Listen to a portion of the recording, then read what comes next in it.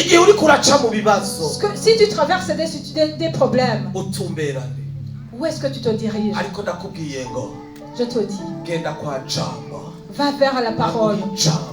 Et il te donne la parole. Genda kwa jambo, Va vers la parole. kugira ngo Pour qu'il te donne la parole. iyo duhawe ijambo Si on reçoit la tugira parole, inkomezi. on a la force. Iyo duhawe ijambo Si on reçoit la parole, turahaguruka. on se lève. Iyo duhawe ijambo Si on reçoit la parole, ntituguma muri cya kibanza, on ne reste pas ariko au même turatahura ngo endroit. Mais on comprend naho que niko ndaca muri ibi même bibazo, si on traverse ces Uhora ari problèmes, kumwe nanje. l'Éternel est Uhora ari avec kumwe moi. nanje. L'Éternel est Mbega avec kino moi. gihe n'igiki Imana iriko irakubwira? Qu'est-ce que Dieu est en Mbega train muri de iyo te dire? stade ugeze ko Imana iriko ikubwira À ce iki? stade, qu'est-ce que Dieu te Mbega dit? muri ibi bihe Imana iriko ikubwira Dans iki? ces situations, qu'est-ce Mbega que Dieu kino te gihe dit? Imana iriko ikubwira En iki? ce moment, qu'est-ce que Ariko Dieu ndiko te dit? ndakubwira ngo Et je te dis que mwene data, mon frère, ma soeur, rondera icyo avuga, cherche ce rondera icyo avuga. cherche ce qu'il te dit. Imana Dieu, nta kindi yabanje gukora il n'y a rien d'autre qu'il a imbere fait. y'uko ubu bwoko Avant que son bubandanya, peuple continue. ariko yabahaye ijambo. Il a donné la parole. Ukeneye ijambo, Tu as besoin de la parole. ukeneye ijambo, Tu as besoin de la parole. ukeneye ijambo, Tu as besoin de la parole. ukeneye ijambo. Tu as besoin Muri de iyo la parole. situation Dans cette ukeneye situation, ijambo. tu as besoin de la Kuri uyo parole. mwana ariko arakugora Pour cet enfant, ukeneye ijambo. tu as besoin de la parole. Kuri izi ndwara uriko uracamo Pour ces maladies, ukeneye tu as ijambo. besoin de la parole. Muri izi proje Dans ces projets, ukeneye tu ijambo. as besoin de la parole. Yaco wijana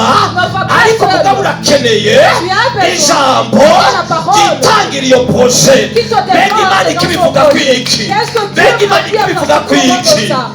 Nico gituma bene data, C'est pourquoi, mon frère, ma nimba hari soeur, ikintu ca mbere la première chose udakwiye gutakaza que tu peux ne pas no perdre, gusabana n'Imana. c'est votre intimité avec Dieu.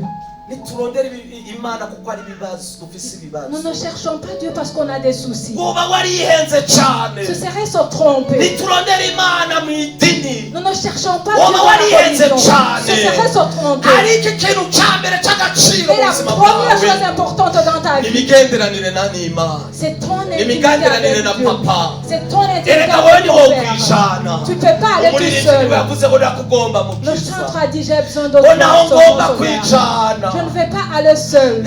Wewe wakwijana he? Où est-ce que tu peux aller tout seul? Wobikora nivyo, Oui, tu peux le faire. wogenda nivyo, C'est vrai, tu peux aller. ariko mugabo Mais ni vyiza C'est bien kugendera kuri que tu nye n'ubugingo. marches avec celui qui Haleluya. doit ta vie. Kubera uyo parce que celui-là, ijambo aza kuguha la parole qu'il va te donner, rigutuma uzoshika i Kanani. va faire que tu arrives à Canaan. Alléluia. Kanani. Canaan. Dukeneye kujuragirika Tu n'as pas besoin de te ariko perdre ukeneye ici. ico abivugako.